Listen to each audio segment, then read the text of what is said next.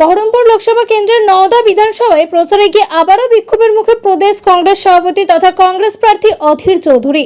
নওদা বিধানসভার দমদমা শ্যামনগর থেকে পায়ে হেঁটে প্রচার শুরু করেন অধীর চৌধুরী। সেখানেই ব্লক সভাপতি সাফি উজ্জামান ওরফে হাবিব মাস্টারের নেতৃত্বে অধীর চৌধুরীকে ঘিরে বিক্ষোভ দেখানো হয়। ওঠে Adhir Chowdhury go back slogan.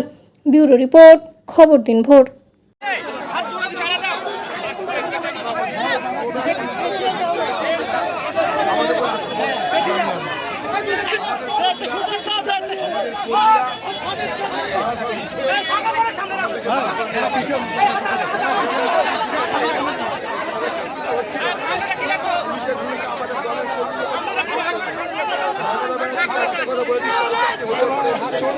आज আমার উপর হামলা হয় আমরা কি আপনাদের রোমান বলি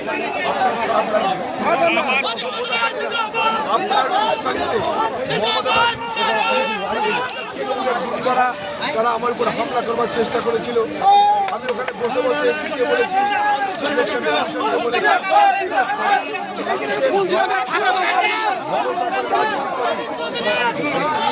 মহিলাদের মমতা ব্যানার্জির মস্তানিকে বরবাদ করি না, আজও করি না, করবই করবো, আমিই করবো।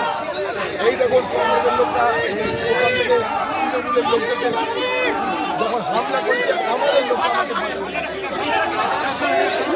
পুলিশ ওখানটাই লালিপপ খাচ্ছে দাঁড়িয়ে দাঁড়িয়ে।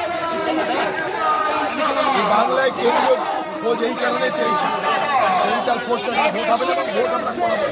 আবার বলছি, এত মস্তানি করার পরেও যদি দেখাতে পারি